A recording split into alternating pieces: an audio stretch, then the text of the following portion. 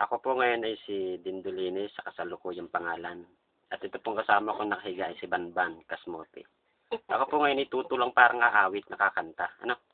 Ay pakinggan na lang at para maintindihan. Ito na. May lalaking nagtiba ng saging.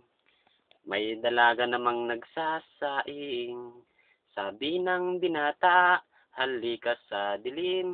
Buksan ang binalot at tayo'y kakain.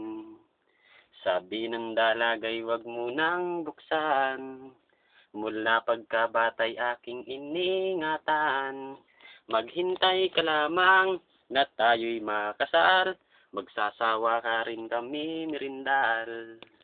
Laki ng galit ng bayag sa utin, kasama sa sarap ayaw papasukin.